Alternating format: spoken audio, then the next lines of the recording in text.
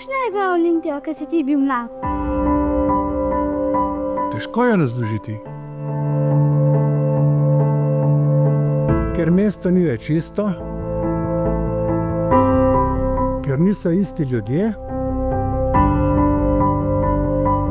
in ker niso več isti časi. Veliko stvari izgine, veliko stvari se spremeni. A ne vse.